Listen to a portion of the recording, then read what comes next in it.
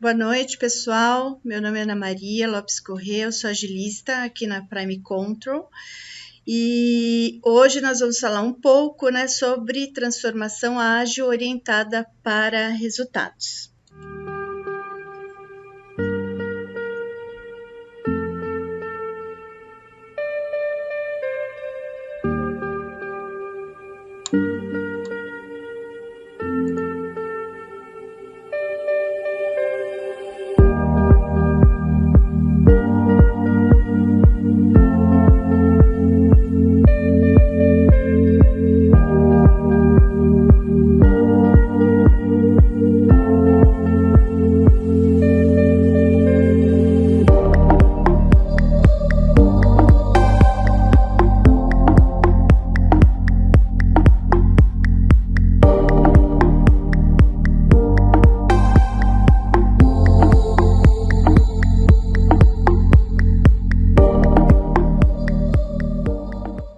Bom, a gente passou esse filminho aqui, tá? Para a gente mostrar um pouco, de como que a gente trabalha, de como que a gente está fazendo as coisas por aqui, e mostrar um pouco como que a gente trabalha com as duas equipes, que é o grande foco para a gente poder ter resultado. Bom, o que a gente vai falar hoje, Eu não vou falar sobre o Scrum, sobre o Ágil, sobre a importância do Ágil, de onde ele veio, enfim, qual que é a estrutura dele, Que eu acho que isso a gente já está aí bem culturalmente, bem comprometido e conhecedor de todos esses termos, Mas o que a gente tem visto hoje é que a transformação ágil ela tem acontecido, mas em alguns casos a gente não tem o resultado que a gente esperava, E aí o porquê disso, Então foi com base nisso que nós aqui na Prime começamos a fazer um trabalho onde a gente colocou o quê? Para fazer a transformação ágil, a gente está colocando exatamente aquilo que é a promessa do ágil, Que é o foco no negócio, o foco no valor do negócio, o foco no cliente, entregar aquilo que ele quer. Então, com isso, o que a gente tem de ganho, A gente começa a trabalhar, a definir qual é o melhor caminho, aqui para fazer isso. De acordo com o quê? De acordo com aquilo que o negócio está pedindo, Então, a primeira coisa que a gente tem aqui para ter sucesso numa transformação ágil, que ela seja produtiva e que ela traga resultado para o negócio, porque é isso que a gente está procurando, eu coloco o meu cliente aqui no meio e com essa visão, eu vou definir qual é o melhor caminho para eu poder trilhar, tá? Uma outra coisa é a gente fazer essa transformação de uma forma evolutiva, Ou seja, usar o próprio ágil para implantar o ágil. Não adianta a gente vir com todas as práticas, de uma vez. Por quê? Porque a própria equipe ou o próprio cliente, o próprio ambiente, ele não está na mesma maturidade, A gente tem divergências, tem diferenças. Então, a transformação ela precisa ser de uma forma evolutiva.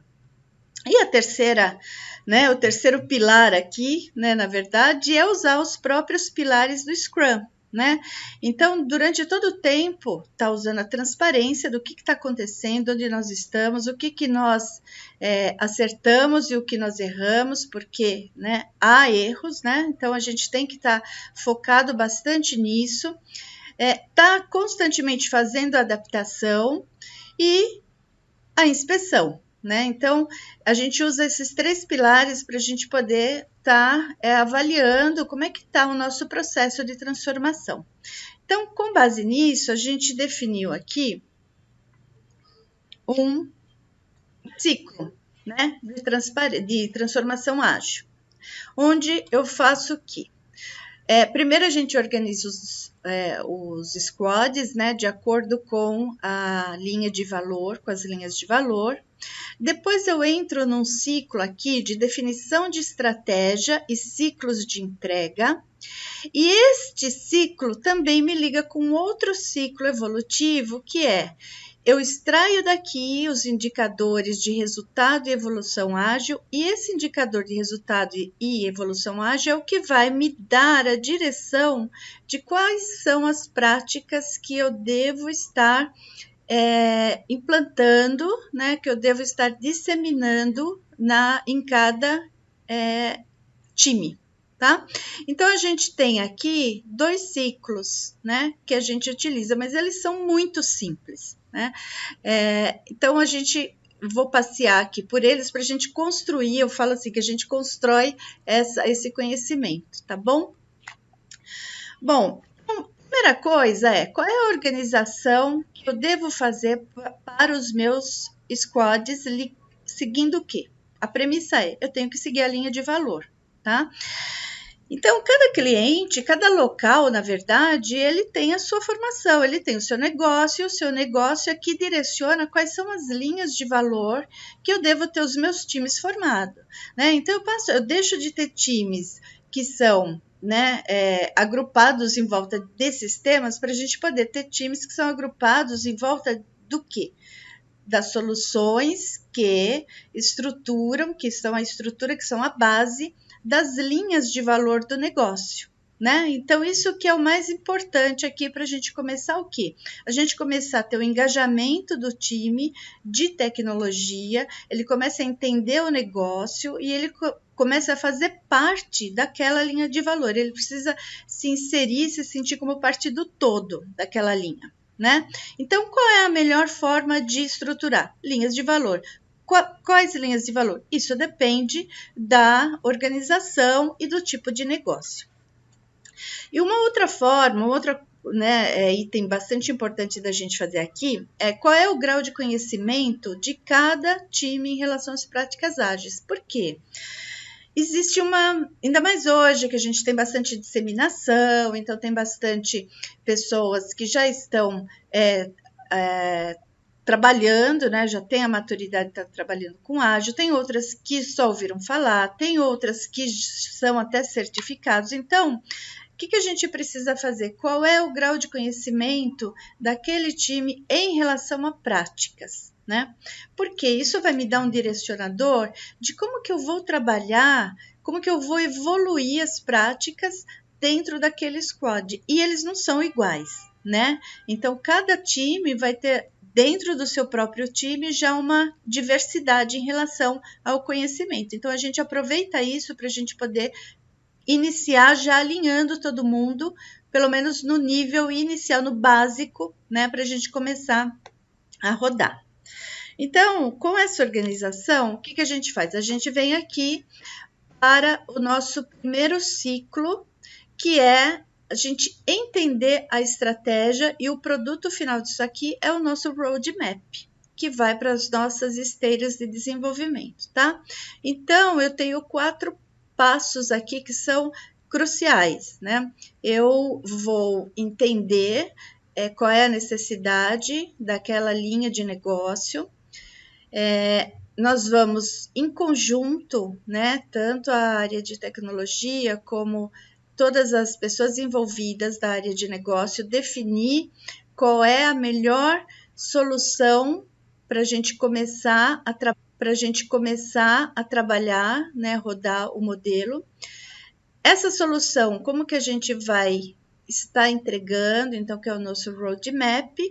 E aí, eu sempre vou, aqui a gente já começa a ter uma ligação do ágil com o resultado, né? Eu sempre vou sair daqui com indicadores, né, de desempenho que estejam relacionados com qual é o valor que eu vou estar entregando com essa solução que eu saí daqui, tá? Então, vamos entender isso um pouco mais detalhado, passo a passo.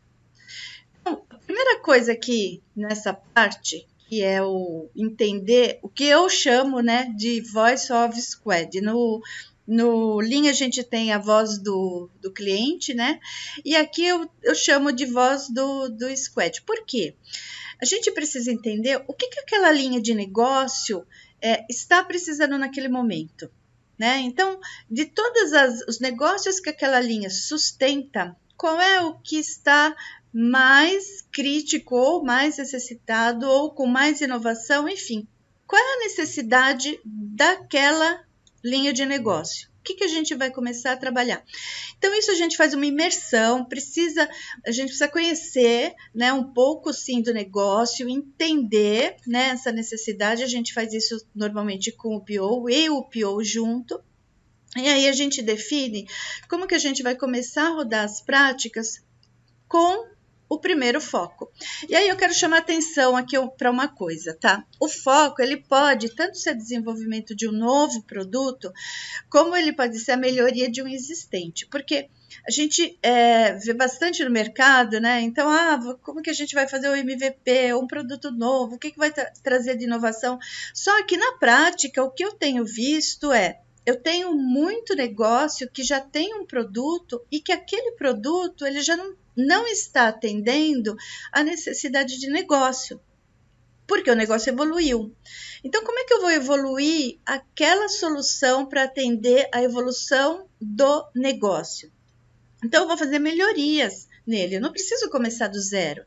Então, isso é a gente ouvir qual é a necessidade que aquela linha de negócio está precisando, tá? Todo mundo adora começar produto novo, né? Eu também gosto, mas a prática mostra que assim, eu não vou jogar fora. Espera um pouco, você tem uma solução, qual é a melhoria que a gente pode fazer, onde ela não está mais atendendo ao negócio, ou onde ela tem oportunidades de melhoria, né? E às vezes a gente encontra até inovações dentro de um produto, né, de uma solução já existente. Então, a primeira coisa é ouvir a voz do squad. Depois disso, a gente vai fazer o quê? O que eu chamo de workshop de descobertas. No mercado, a gente chama de Inception, né, que é um nome que é para um workshop de descobertas, que é utilizado pelo mestre, né, Caroli, todo mundo conhece. Dependendo do cliente, a gente também chama, né, de Inception, mas, na verdade, o que a gente vai fazer aqui? Um workshop de descobertas, né?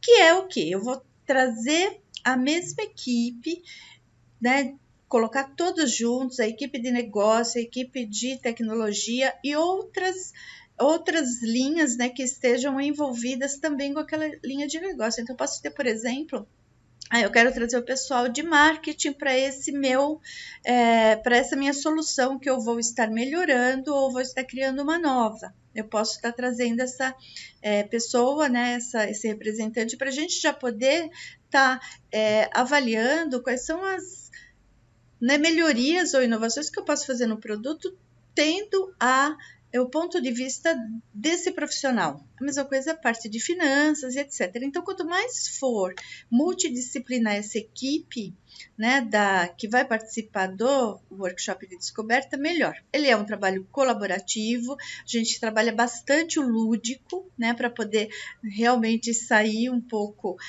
fora da caixa e conseguir enxergar, né, coisas novas. E aí, o grande objetivo desse workshop é a gente sair com a lista, né, de funcionalidades na linguagem do negócio que vão agregar valor ao negócio, aquela solução que a gente está falando, e essas funcionalidades já priorizadas, né? Eu tenho que sair com esse produto.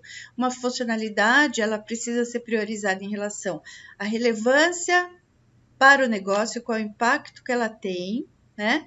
E qual é o grau, a gente avalia junto o grau de esforço de implementação. Então, eu posso ter aí uma lista de funcionalidades que elas são mandatórias, ou seja, eu preciso fazer ela no primeiro momento. Se eu não trazer essas funcionalidades para a solução no início, não adianta eu continuar. Então, elas são as mandatórias. Em uma segunda instância, o que a gente chama de importante, né? E as terceiras, que são aquelas desejáveis, né? Que são a cereja do bolo. Então, eu já saio com uma lista de funcionalidades priorizadas para o negócio de acordo com a relevância e também com o esforço de desenvolvimento, tá? E é muito importante, uma coisa que eu gosto de chamar atenção aqui, é em relação à participação do pessoal de tecnologia, né? De todo mundo, de todo o grupo que participa do time desenvolvimento, os QAs, enfim, todo mundo que faz parte está no workshop. Porque é impressionante, uma coisa interessante aqui é como tem uma mudança de mindset deles, eles acabam entendendo, poxa, que legal, por que tal prioridade, tal funcionalidade foi priorizada? Que tipo de problema ela está resolvendo? E como que aquele problema afeta o negócio? Então, essa construção é muito importante para que eles tenham toda essa noção. E é bem interessante porque depois o que a gente vê, adiantando um pouquinho, é quando a gente está fazendo o refinamento, ou quando a gente está indo para o planejamento das sprints, existe o questionamento da própria equipe, né, de tecnologia, falando assim, pô, mas isso daqui, se a gente puxar tal coisa, não faz mais sentido, né, isso foi priorizado por causa disso, então tem a gente acaba tendo uma discussão, não só em relação ao que é melhor para a tecnologia, mas sim como a tecnologia pode estar suportando o negócio. Por quê? Porque eles participaram disso, né? Então, a segunda etapa, né, quando eu estou falando da estratégia, que é o processo de estratégia, é o workshop. Aqui tem algumas imagens, né, que eu coloquei para a gente ver que é realmente uma coisa bem participativa, muito lúdica, né? O importante é ter uma agenda bem definida para o workshop, tá? E essa agenda, ela é definida pela necessidade do negócio, aquela voz do squad, né, que eu falei no início, é o que vai direcionar o que eu vou fazer em cada workshop de descoberta, tá? Então, a gente trabalha com todo mundo junto e com bastante dinâmica e técnicas para que a gente possa extrair, né, aquilo que a gente precisa ouvir, aí no caso é ouvir do negócio, tá? Bom, e aí, o que a gente faz? A gente pega todo esse material, essa lista, eu já saio aqui com a minha primeira lista de funcionalidades em uma linguagem de usuário, né? A linguagem do cliente, na linguagem de negócio, priorizadas, e a gente vai fazer o roadmap daquele produto.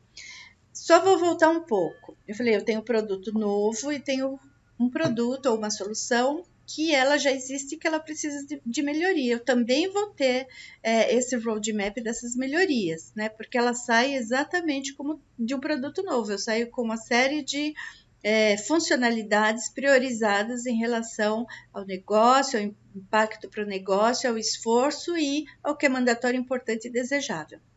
E aí, o que a gente vai fazer? A gente faz uma primeira estimativa dessas funcionalidades, é uma estimativa preliminar, a gente utiliza, né, um quadro de estimativa que a gente acabou desenvolvendo, adaptando, na verdade, e também uma primeira estimativa da velocidade do time em relação a pontos. Quantos pontos o time consegue entregar por sprint, tá? E aí, com essas duas informações, o time participa para definir qual é o tamanho em pontos de cada funcionalidade do roadmap. A gente define em conjunto a velocidade e com essas duas informações a gente distribui as funcionalidades por releases e em cada sprint. Daí aqui tem um ponto, né, que é bastante, como é que eu vou dizer assim, bastante discutido aí no mundo ágil, né? Poxa, mas você está fazendo uma estimativa com uma quantidade de funcionalidades que ainda não foram totalmente especificadas, a gente ainda não quebrou em histórias, a gente saiu com aquilo do workshop e agora eu preciso falar que eu vou entregar tais funcionalidades em tanto tempo, né, que acompanha as minhas releases, e em cada release o que eu vou estar colocando em cada uma das sprints. Então, eu acho que o pessoal confunde um pouco o plano com planejamento, né? O plano é um documento que a gente faz aquilo formal, como a gente costumava fazer quando a gente trabalhava por projeto. Isso aqui é um planejamento de como que eu vou estar entregando para a área de negócio aquilo que a gente priorizou. Então, tem algumas coisas importantes aqui. Primeiro, a área de negócio, ela veio, ela participou, ela definiu junto, então ela quer saber quando que vocês vão me entregar isso. E esse quando não é uma data fechada, mas ela quer saber pelo menos qual é em tempo, né, na linha do tempo, o quando que a gente vai conseguir estar trabalhando naquelas funcionalidades dentro da solução. Né? Essa é uma pergunta que eu até hoje nunca vi nenhuma área de negócio que eu falei, legal, depois vocês vão me falando. Né? Não, a gente tem que responder. Acho que a gente tem a obrigação de responder, até porque a gente colocou todo mundo um determinado tempo ali na sala, né? Todo mundo falando da mesma coisa, então, bom, eu quero saber, né? Como é que isso vai ser entregue numa linha do tempo, né? Que a gente chama isso de roadmap, quais são as releases e o que eu tenho na sprint. Isso é escrito na pedra? Não, a gente utiliza essa frase, é uma frase bem característica aí, né, do mundo ágil, e a gente utiliza e a gente deixa isso muito claro para a área de negócio.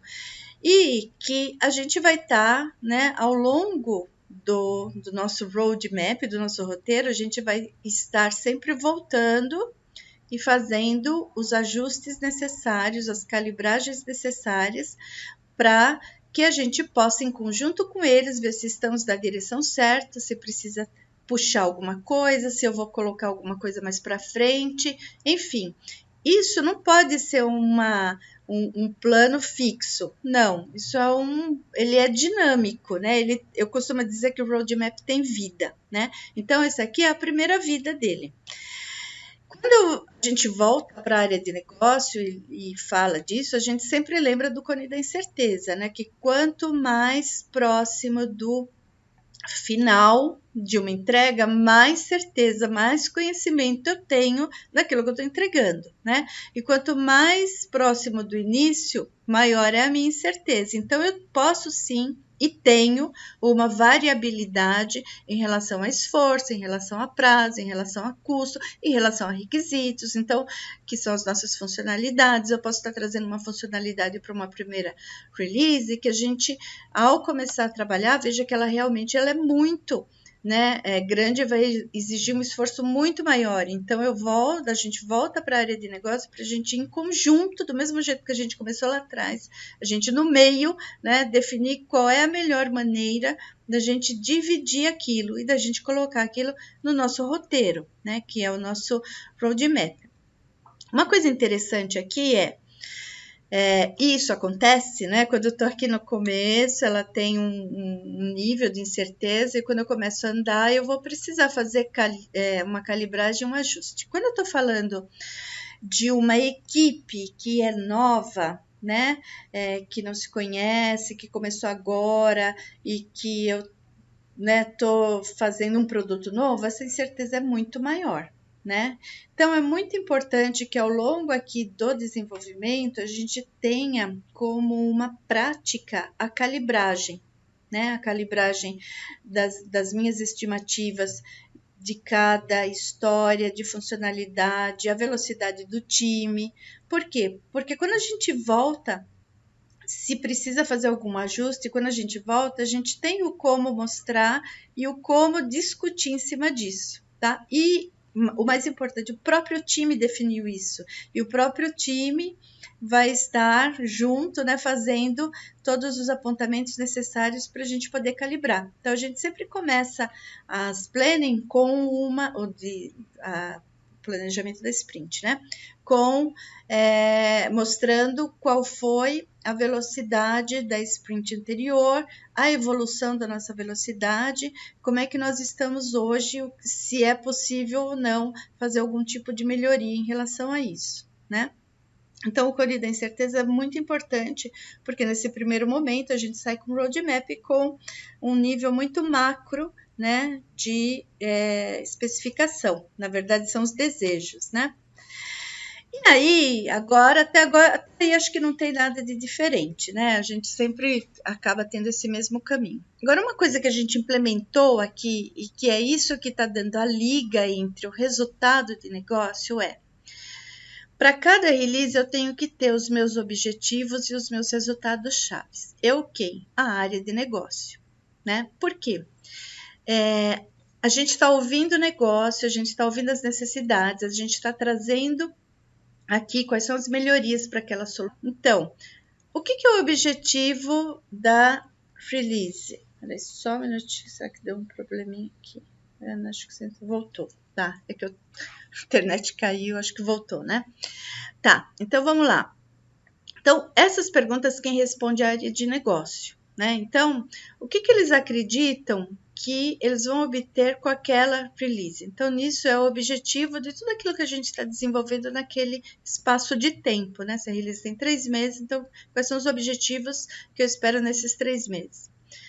Para isso, para alcançar esse objetivo, o que nós vamos fazer? Aqui é o foco de implementação das funcionalidades que estão lá naquela release.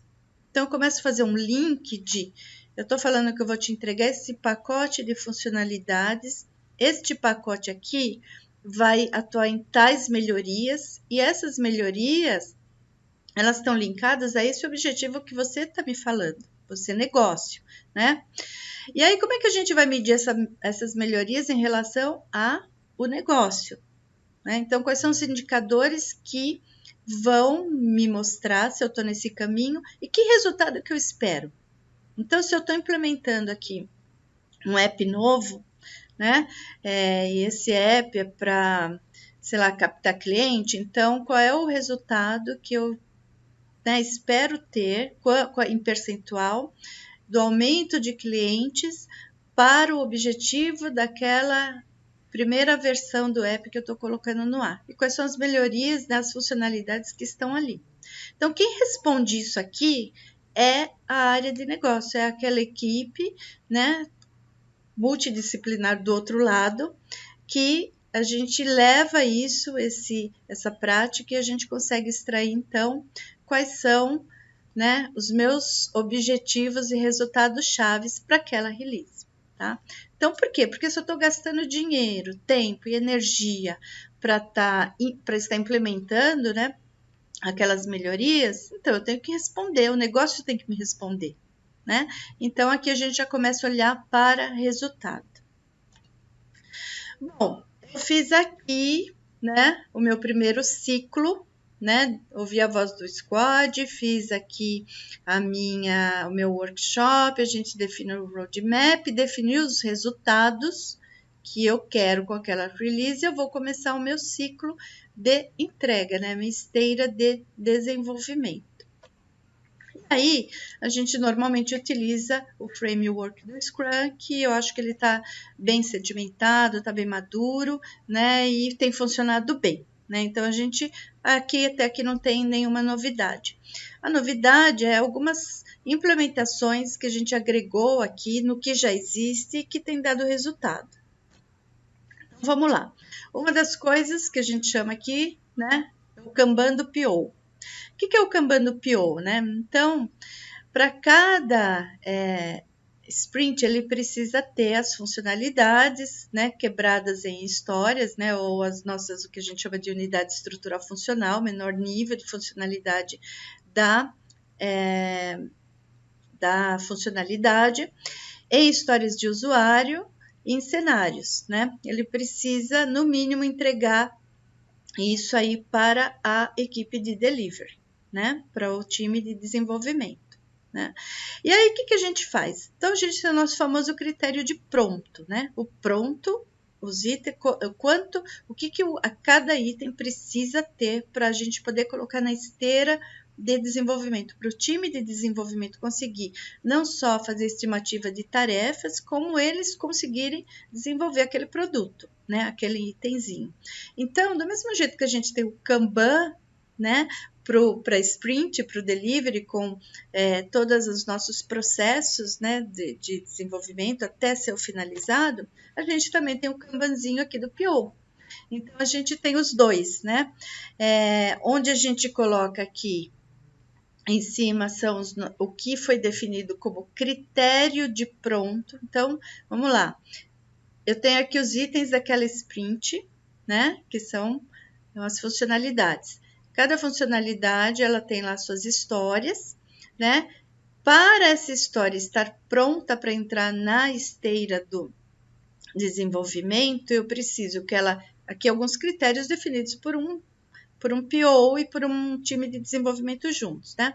A história precisa estar definida, especificada, os cenários descritos, o fluxo de negócio, que é o que, no caso deles aqui, gera a massa de teste, os protótipos ok com o UX, a gente precisa ter passado pelo refinamento para entender, e ter aqui o meu mapa de informação que é relacionado à minha arquitetura.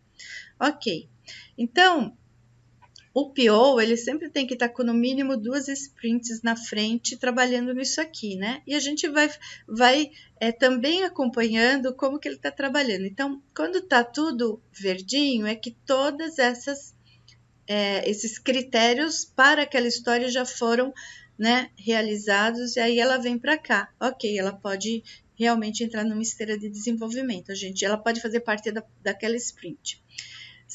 O que tem amarelinho é o que está sendo trabalhado no momento, né? O que não tem nada é que ainda nem começou, e o que está vermelhinho é se ele tem algum impedimento em relação a isso, porque ele tem impedimento, né? Então, o que ele vai fazer? Então, o ideal é que a gente tenha isso, né, junto do Kanban, né, se estiver usando o Kanban, do desenvolvimento, e que a gente, na daily, a gente sempre faz um puxadinho nela para que a gente possa fazer uma geral aqui e a gente entender como é que está o termômetro do PO. Então, isso é uma coisa que deu bastante certo, porque fica muito transparente.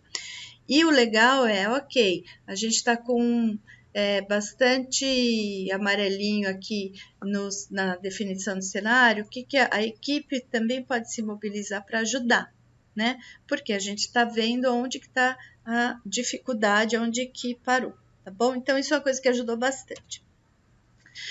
Uma outra coisa é que o planejamento das sprints, né? Ele precisa ser muito bem, ter um roteirinho, por quê? Porque senão ele acaba se perdendo, né? O que a gente vê é que acaba meio que tumultuando. Então, a gente criou um roteirinho, né, onde a gente faz primeira parte aqui, eu tenho alguns produtos. Um é o Canvas do PO, né? Então, nesse Canvas, o PO vem, traz a meta, a gente vai colocar a meta lá, quais as funcionalidades que faz parte daquela sprint, né? O critério de pronto da sprint, né? E o critério de aceite da sprint. Uma coisa que nós estamos fazendo agora é escrever o critério de aceite da sprint no mesmo molde do BDD, que é os cenários que estão. Então, teve dado super certo. Por quê? Porque fica escrito de uma forma muito clara. Como que eu vou aceitar essa sprint? Então, ela é escrita, né, utilizando aí as regrinhas lá do BDD, tem dado super certo, né? Uma outra coisa que a gente faz é, ok, o PO ele precisa dizer o seguinte, olha, o que eu quero receber, qual é as funcionalidades, em que ordem eu preciso receber aquelas funcionalidades. Por quê? Não adianta entregar tudo no último dia lá para ele, que ele não vai conseguir homologar, né? E a equipe também não vai desenvolver tudo no último dia, então ela também vai desenvolver aos poucos. Então, ele coloca aqui a necessidade dele de negócio, né?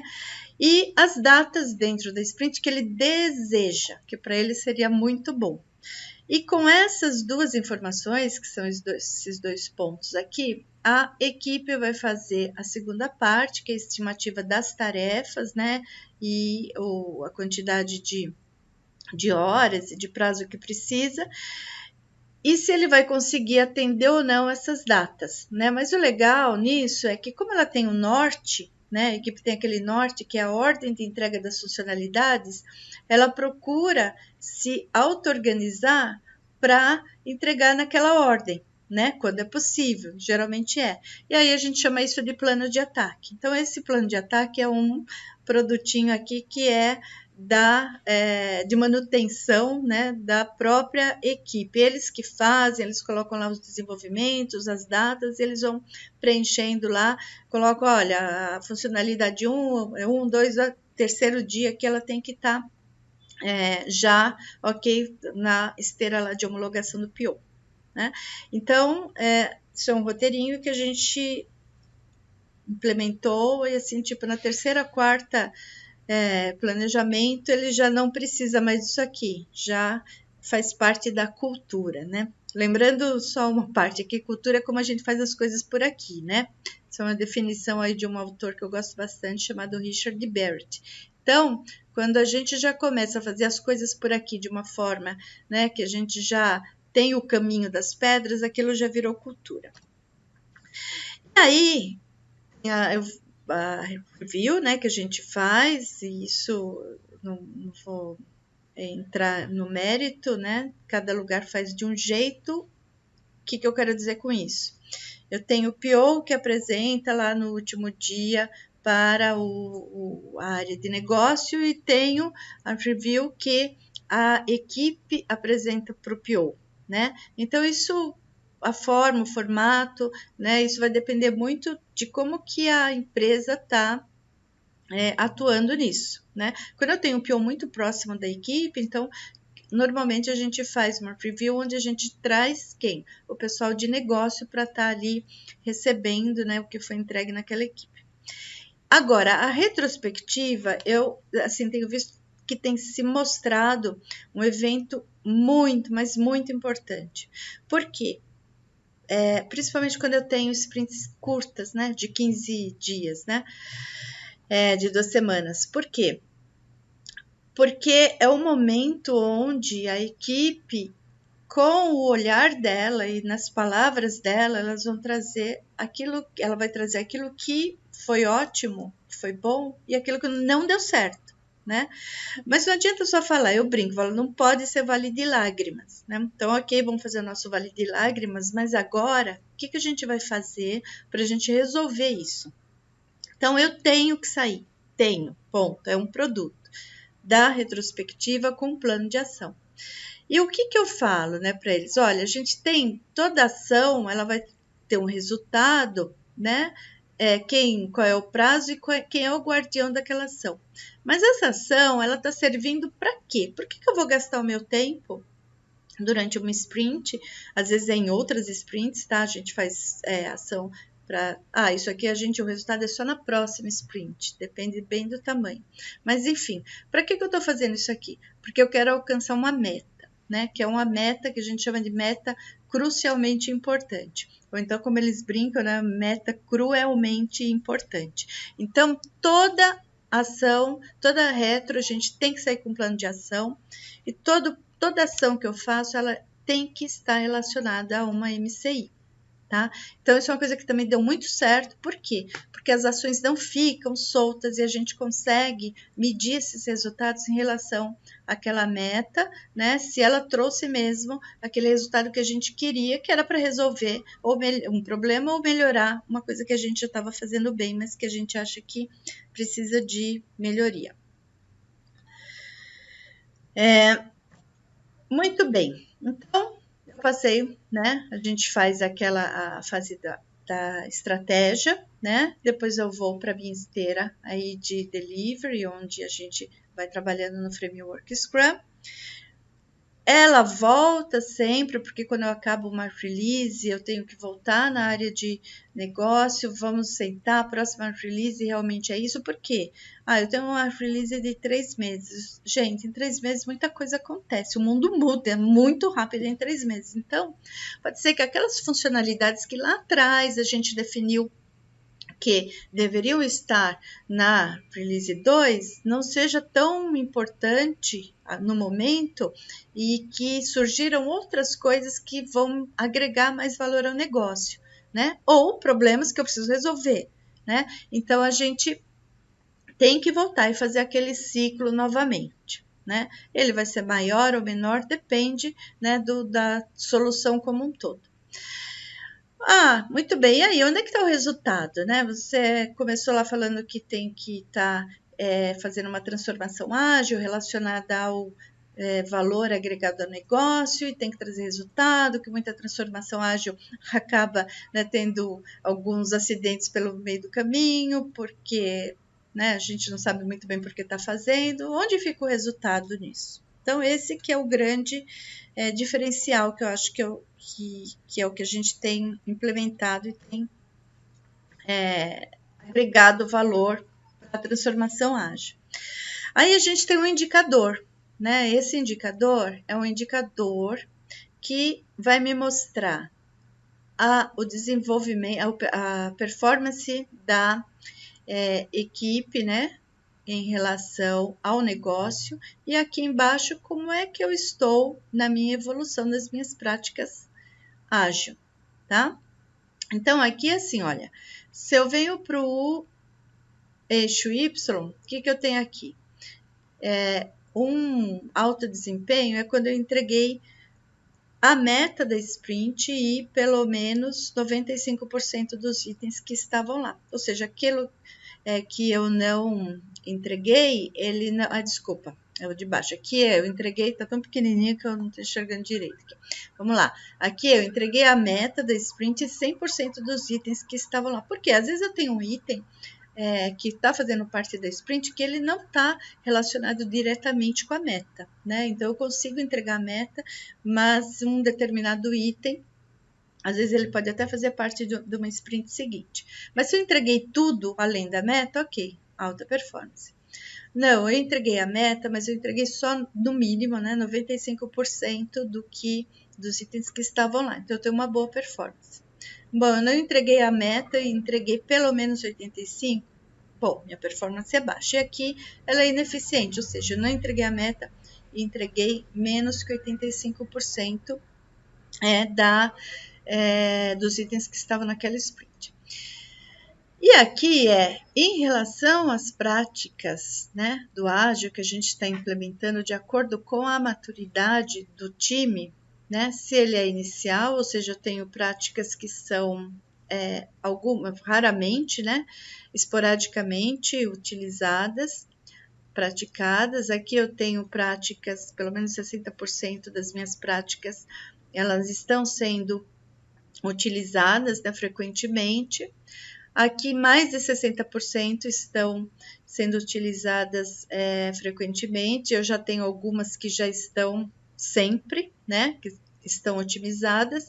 Então, eu estou em evolução e aqui otimizada. Então, no meu eixo Y, eu tenho o meu desempenho em relação à minha entrega. E aqui, no meu eixo X, o meu grau de evolução, né? Se eu estou no nível inicial, de transição, em evolução ou otimizado. Isso aqui é uma autoavaliação, tá? Do próprio time, né? Não tenho uma avaliação externa, não é o Agile Coach, não. Isso aqui é o time que ele se autoavalia, né? E aqui é o que foi entregue mesmo. Então, aqui não tem, que é muito mais bit byte, né? Ou 0 e 1 aqui. Aqui a gente é uma autoavaliação do time. E aí, né? Ali eu tenho a visão que eu mostrei seria como é que estão os meus vários times conforme eu fui fazendo o rollout para transformação. E aqui, em cada sprint, como é que se comportou aquele determinado time, tá? Aquele squad, como que ele se comportou, né? Então, na sprint 1, como que ele estava, na 2, né? Na 3 e assim por diante. Então, no final de cada sprint, a gente tem essa foto, né, do time. E aqui embaixo, a gente tem o quê? Lembra daquele indicador que a gente definiu junto com a área de negócio lá, o OKR? Onde tem qual é o objetivo e qual que é o resultado-chave daquela release? Então, a gente já começa a medir, a mostrar. Mas Ana, aquele indicador, aquele exemplo que eu dei lá do app, teve uma quantidade maior de clientes. Ele só vai ter quando eu entregar a release, ok. Mas a gente já começa a medir quanto é hoje, vai, né? Como que foi hoje, como é que foi no outro mês, de acordo com a periodicidade que foi definida lá no indicador. Por quê? Porque no final da release, quando a gente entregar, a gente tem que ter acompanhado. Bom, aquela solução que a gente implementou, que a gente achou que ia, né, trazer aquele determinado resultado, né? A gente não falou, acreditamos que, né? E vamos estar certo se. Então, a gente realmente alcançou, ou se não alcançou, o que faltou? Então, o legal é no final da release, quando eu tenho já realmente, se ela me permite ter um produto, né, aquela solução já em produção, a gente já começar também a medir se o resultado de negócio que a gente definiu com aquelas melhorias está realmente sendo alcançado. Então, com isso, voltando, eu tenho duas coisas aqui. Uma, eu estou acompanhando o indicador de resultado, então eu não estou só fazendo uma implementação ágil, né? Mas eu estou sim ligando aquela transformação para o resultado de negócio. E essa foto aqui vai me mostrar em quais práticas eu posso já estar evoluindo, né? Então, a gente tem aqui 5 dimensões, né? Cada dimensão a gente tem práticas, né? Relacionadas ao ágil, né? E ajudando isso aqui, a gente usa bastante o método, né? Do Kaizen, para estar fazendo as melhorias e trazendo, agregando novas práticas de acordo com o nível de maturidade que a equipe se avaliou, tá? Se auto-enxergou, que é como eu gosto de falar, né? Então, isso ele acaba sendo uma retroalimentação, né? Por que uma retroalimentação? Então, vamos lá, eu coloquei aqui um quadrinho, porque o que eu quis dizer com aquilo, com a evolução, né? Eu tenho aqui os meus pilares, dentro dos pilares, as práticas relacionadas a cada pilar, e aí, para cada nível, inicial, em transição, evolução, otimizado, eu tenho a quantidade de práticas que é interessante, que eu considero que já esteja sendo, né, utilizada pelo time. Então, vamos lá no começo eu falei, olha, os times, eles estão em níveis diferentes, né? Eu tenho uma diversidade de pessoas diferentes, com nível diferente, e o próprio time está diferente. Então, não adianta eu querer colocar uma prática, né, super complexa, né, entre aspas, mas assim, que ela depende de algumas outras já estarem sedimentadas, né? E é isso que eu quero dizer com o complexo, né? Lembrando que complexo não é complicado, mas enfim, voltando, não adianta eu querer implementar uma prática onde eu preciso ter algumas outras ainda já sedimentadas no nível otimizado. E também não adianta eu ficar medindo isso aqui. Se a equipe se autoavaliou, se a gente está aqui, ó, no nível inicial. Outra coisa, eu posso ter uma equipe que ela, em relação à qualidade, por exemplo, as práticas que nós colocamos aqui, ela já está aqui no nível de evolução e, em relação a valor, ela ainda está aqui em transição, né? Então, aí a gente vai trabalhando o quê? A gente vai trabalhando a adaptação, né? Fazendo essa evolução de forma contínua, que é aquilo que eu falei lá no começo. Então, eu tenho que ter o cliente no centro, né? Eu tenho que estar fazendo essa transformação de uma maneira contínua e evolutiva, né? Para que isso dê certo, né? E tudo isso que eu falei, a gente está sempre trabalhando lá com transparência, né? Com a inspeção e com a minha adaptação em tudo que a gente faz. Então, ela passa a ser, né, aqui uma roda, né? A gente tem uma retroalimentação aqui, que eu tenho uma outra retroalimentação aqui, tá? Então, ela acaba sendo, eu gosto de olhar ela como uma espiral. Sabe, a espiral a gente vai passando e em cada volta que a gente dá na espiral, a gente vai subindo mais um pouco e vai fazendo essa melhoria, né? E qual é a base da minha espiral, né? E o que está lá no topo, né? O que sustenta essa espiral? É a necessidade do negócio, né? Que a gente vai medindo com aquele resultado que a gente quer com cada release, tá bom? Bom, era isso, né, que eu gostaria de estar compartilhando aí com vocês. É uma forma como a gente está fazendo a transformação ágil, né, linkando essa transformação de uma forma bem prática, porque ela ficou bem prática com o resultado de negócio, né? A gente poder estar trazendo essa medição junto aqui à implementação. Eu agradeço todo mundo e boa noite.